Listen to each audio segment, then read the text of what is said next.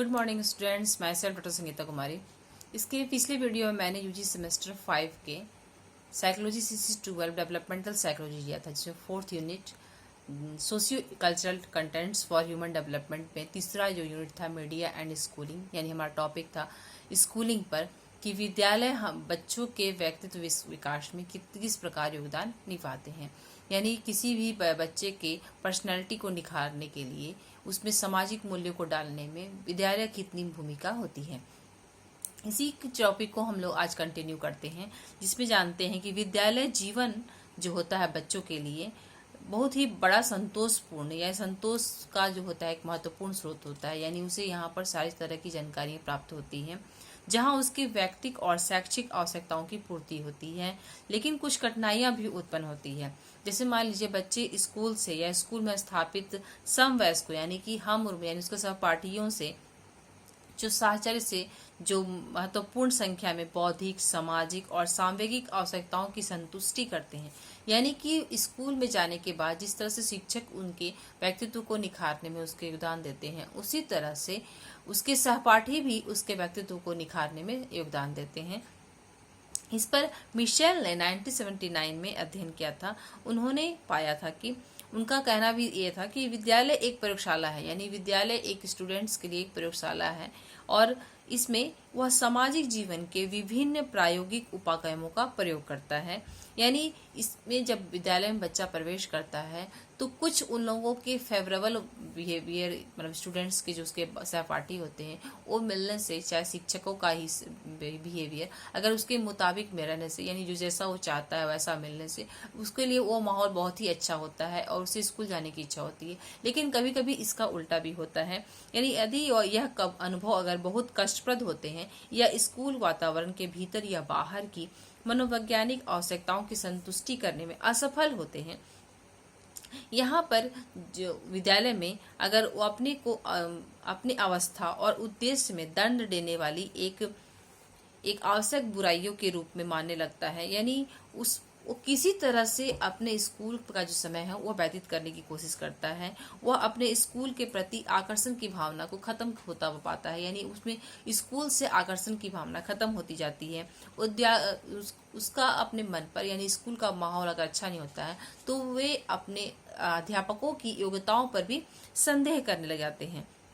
उनकी पुस्तकों से भी रुचि खत्म होने लगती है। इस प्रकार से उनका विद्यालय के प्रति एक अलग सी ही कुंठा उत्पन्न होने जाती है। इस प्रकार विद्यालय अस्वीकृति के प्रति वे अनेक प्रकार की मनोवैज्ञानिक मनोरचनाएं कर लेते हैं, यानी अपने मन से कुछ कुछ धारणाएं बना लेते हैं स्कूल के प्रति।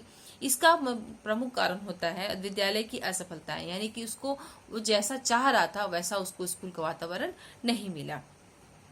इस तरह से बहुत सारे कारण हैं, हम लोग करके जानेंगे।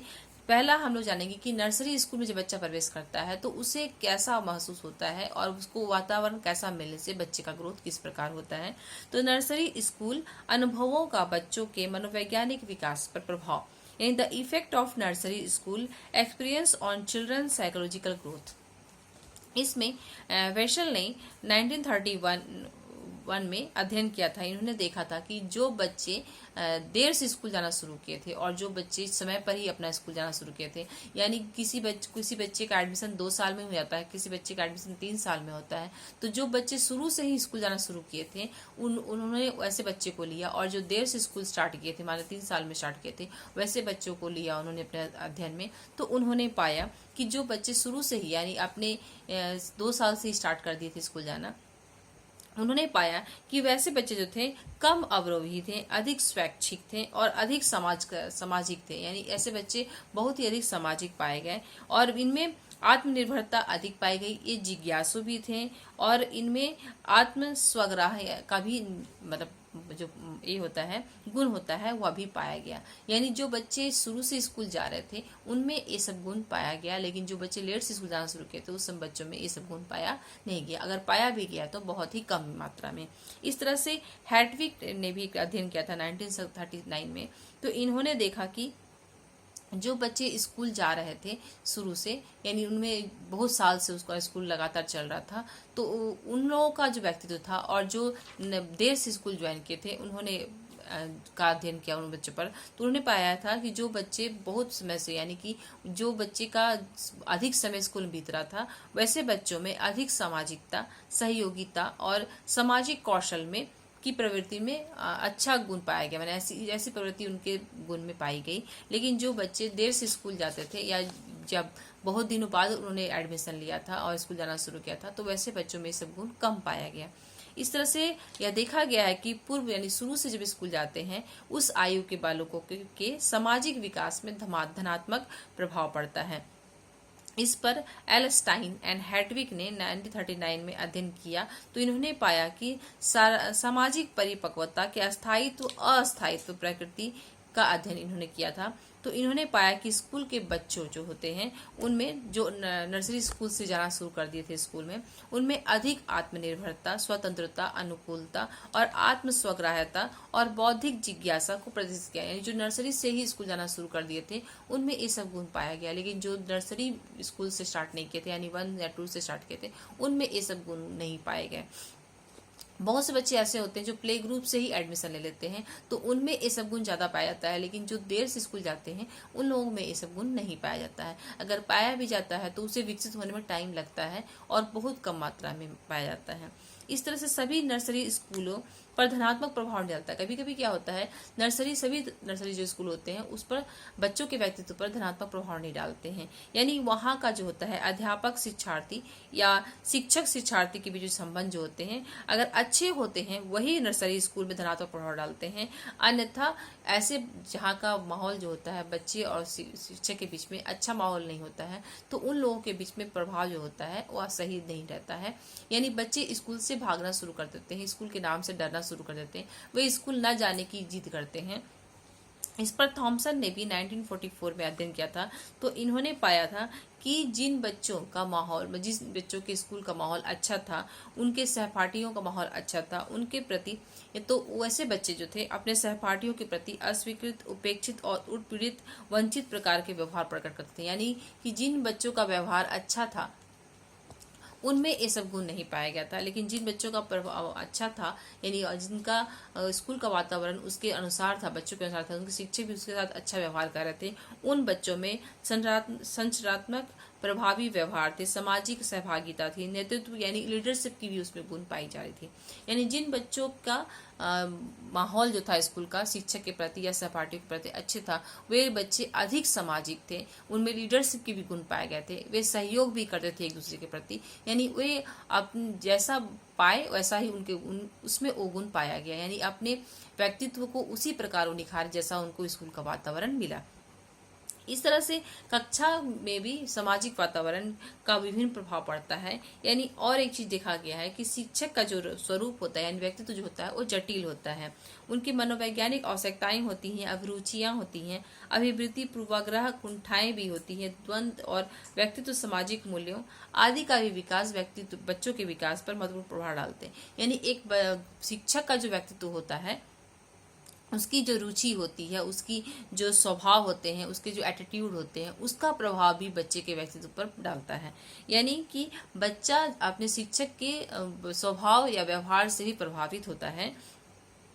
यानी बच्चा शिक्षक के ही संपर्क में स्कूल में आता है, तो अध्यापक की उपस्थिति में वे उसी के अनुसार से अपनी आवश्यकताओं, मूल्यों और पूर्व अनुभवों के आधार पर वैसा ही व्यवहार करने लगता है। यानी यह विभिन्नता परक जो व्यवहार होता है, अध्यापकों के लिए सामाजिक उद्दीपक के रूप में काम करते हैं। यानी कभी कभी क्या होता है, जब बच्चा शिक्षक को उस तरह से व्यवहार करते हुए देखता है, तो बच्चा भी शिक्षक के प्रति वैसा ही व्यवहार करने लगता है। और शिक्षक देखते हैं कि मैं जिस तरह से व्यवहार कर रहा हूँ, बच्चा उसी तरह से एटीट्यूड नहीं कर रहा है, यानी वो जिस फेवरेबल से सहयोग करना चाह रहे हैं, बच्चे को शिक्षा देना चाह रहे हैं, अगर उसके मन मुताबिक वह बच्चा पूरी नहीं कर पाता है, तो वह शिक्षक भी उसे उसी नज़र से देखना शुरू करते हैं। यानी उसे जो चीज़ दिया जाता है कार्य, अगर बच्चा पूरा नहीं कर पाता है, तो शिक्षक के मन में भी ये आता है कि इससे यह कार्य नहीं होगा, और मन में ऐसी ही धारणा वो विकसित करने लग जाते हैं। लेकिन यही होता है कि ये जो धारणा होती है, ये लंबे समय तक नहीं चलती है।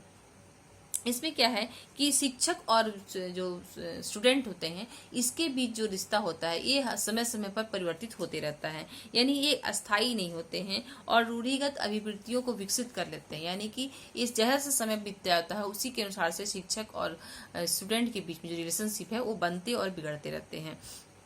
इस तरह से देखा गया है कि जब बच्चे को मतलब छात्र अगर बच्चे और छात्र के बीच में बच्चा जो होता है वो शिक्षक के साथ में अच्छा एटीट्यूड रखता है या शिक्षक भी छात्र में अच्छा एटीट्यूड रखते हैं तो ऐसे छात्र जो होते हैं इच्छुक होते हैं और बुद्धिमान होते हैं और हर चीज का जो होता है डिस्कस करते हैं अपने टीचर से। लेकिन अगर वही उल्टा होता है, अगर शिक्षक बच्चों के साथ में अच्छा बिहेवियर नहीं करते हैं तो ऐसे बच्चे जो होते हैं वे दयालु नहीं होते हैं, चरित्रहीन होते हैं। मतलब उन बच्चे के मन में धारणा रहती है कि हमारे सर जो है, हमारे टीचर जो है वो दयालु नहीं है, चरित्रहीन है, वे अनाकर्षक हैं और मंद है। मतलब उनके व्यक्तित्व को वो अलग नजरिए से स्टूडेंट देखना शुरू कर देता है। उसी तरह से शिक्षक भी वैसा ही बिहेव करते हैं। अगर बच्चे उसी के अनुसार से बिहेव करते हैं, यानी जैसे शिक्षा देते हैं, अगर वह पूरी तरह से ऑब्जर्व करते हैं, उसके हर बात का क्वेश्चन का आंसर देते हैं, तो शिक्षक सोचते हैं कि वह बहुत ही तेज है, तो बच्चे को भी उसी तरह नजर से देखते हैं।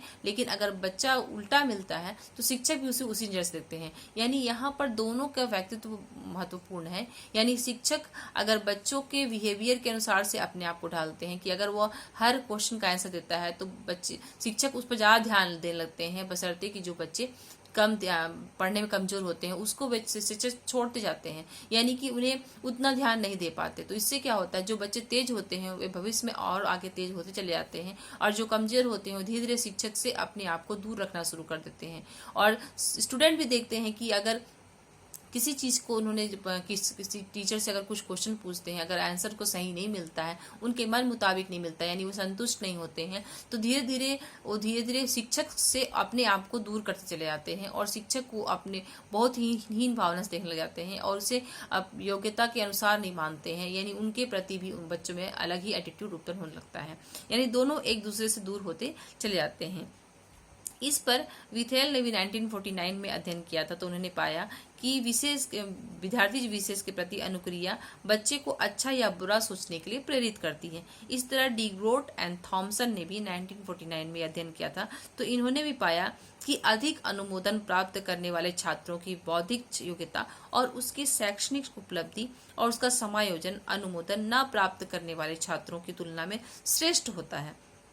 इस तरह मेयर एंड थॉमसन ने भी 1956 में अध्ययन किया था, तो उन्हें पाया था कि लड़कियों की तुलना में लड़कों को जो होते हैं वे अध्यापक से ज्यादा अनुमोदन प्राप्त करते हैं। यानी शिक्षक के प्रति जो छात्रों का जो अट्रैक्शन होता है वो ज्यादा होता है और वे फेवरेबल बिहेव करते हैं और शिक्षक भी छात्र के प्रति और छात्र भी शिक्षक के प्रति ज्यादा अपने आप को अच्छा महसूस करते हैं और वे लोग अपने डिस्कस करते हैं और उसके करीब रहते हैं और हर चीज का सहयोग करते हैं। लेकिन चूंकि छात्राएं इस चीज से दूर भागती हैं, यानी शिक्षकों के उतने करीब जाने की कोशिश नहीं करती हैं, हर क्वेश्चन के आंसर मतलब पूछने की कोशिश नहीं करती हैं और एक दूरी बनाकर रखती हैं। इस तरह से एंडरसन ने भी 1959 में कहा था कि किंडरगार्टन अध्यापक अपने छात्रों के प्रति समकलनात्मक यानी इंटीग्रेटिव व्यवहार न प्रदर्शित करके प्रभावी यानी डोमिनेंट बिहेवियर प्रदर्शित करते हैं, जिसके कारण जो होता है अध्यापक विद्यार्थी अनुक्रिया की संभावना कम हो जाती है और शिक्षकों के बच्चों के सामाजिक विकास एवं समायोजन पर हानिकारक प्रभाव डालता है।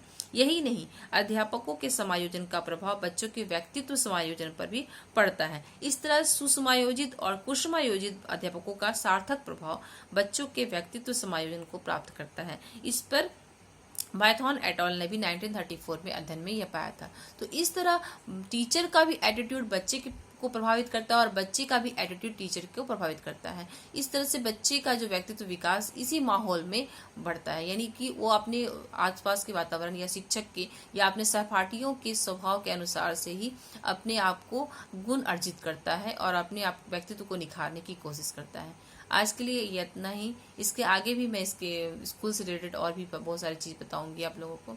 आज के लिए इतना ही। Thank you.